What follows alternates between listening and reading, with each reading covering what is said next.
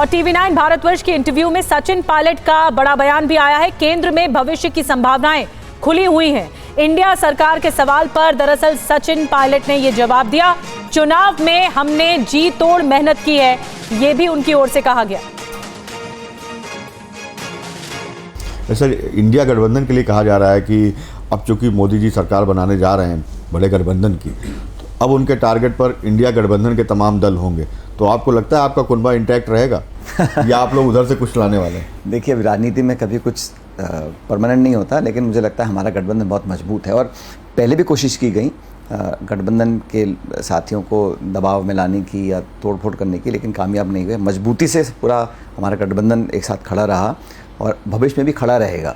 और क्योंकि ये चुनाव हमने लड़ा था एज ए कोलिशन, हमने इंडिविजुअल पार्टी नहीं, पूरे गठबंधन का चुनाव लड़ा था। गठबंधन की जो साथ इकट्ठा आने की जो एक हमारा उद्देश्य था, वो अब आज ही वही उद्देश्य है। तो मुझे लगता है पूरी ताकत के साथ हम लोग खड़े हैं और खड़े रहेंगे। तो क्या भविष्य में आप उम्मीद रख रहे हैं कि कुछ उधर से लोग इधर भी आ सकते हैं?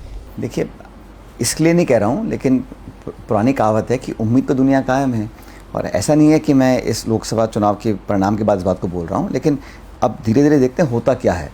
क्योंकि अब तक का जो सियासी घटनाक्रम रहा वो हमारे सामने पिछले 5-10 सालों का। अब आगे क्या होगा इसके बारे में कोई कुछ नहीं कह सकता, लेकिन मैं फिर कहना चाहता हूँ कि ये जो मैंडेट था, ये कहीं ना कहीं अहंकार, प्रतिशोध और घमंड और दबाव की राजनीति के विरोध में था, एजेंसीज के मिसयूज़ के विरोध में था, और ये संवेदनहीनता, संवादहीनता के विरोध में था।